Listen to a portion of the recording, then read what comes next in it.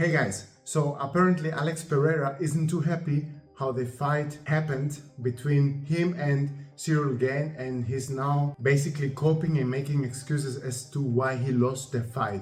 We're gonna get into it one by one. First of all, we have to get the obvious out of the way. Cyril Gane is not 100% a complete clean fighter. We know this by now.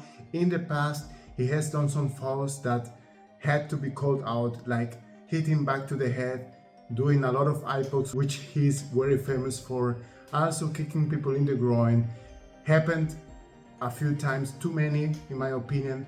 But in the end of the day, for Alex Pereira to say that he lost the fight because Cyril Gane at first landed a lucky jab to start the beginning of the end was actually a really bad excuse. He said himself that he didn't look when he threw the jab. And my question is to Alex Pereira, the fact that a lucky jab landed on your face is a really bad look.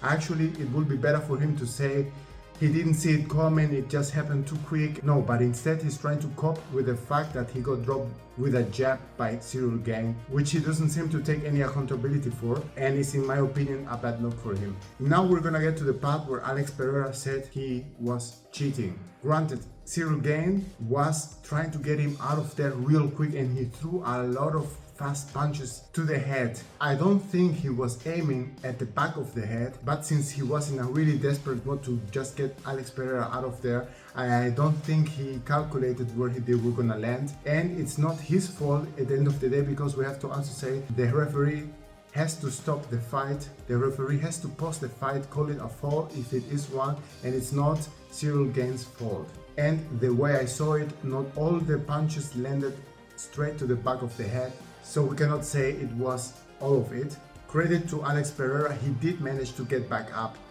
and he had some good moments where it looked like he could get back into the fight, but by throwing a left hook that almost got Cyril Gane. But again, Cyril Gane is too quick on his feet, he sees a lot of punches coming, he ducks, he has great head movement, and he was countering, and from there on he was just placing the shots that got Alex Pereira out of there in the end.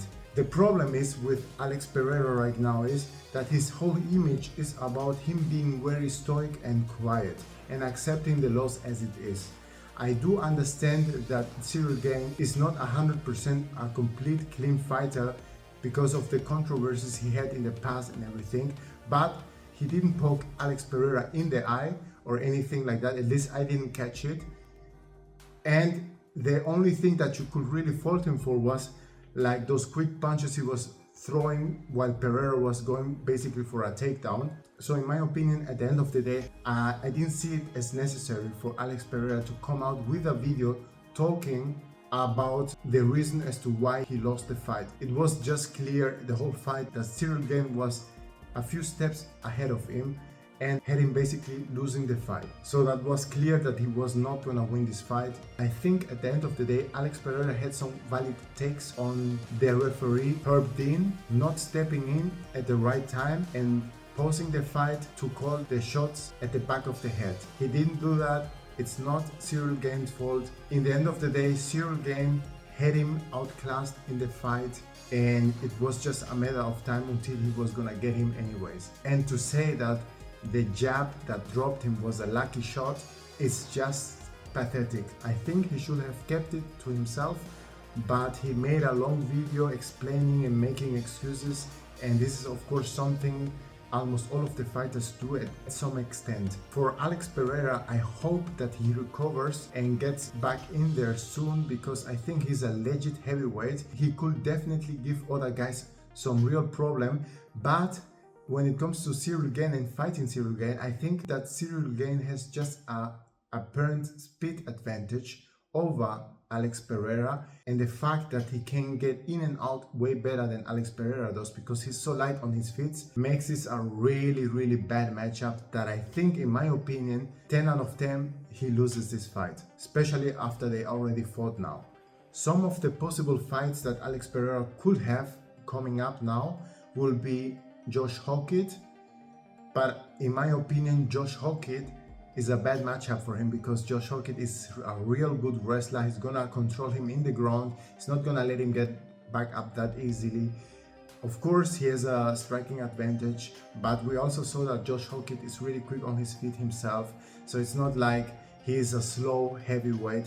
Those new heavyweights, they are the new generation, so we're gonna see at the future more heavyweights that are able to adapt at any situation. A good matchup that I see him winning though is either Alexander Volkov or Sergey Pavlovich. Those guys fit more into his fighting style better.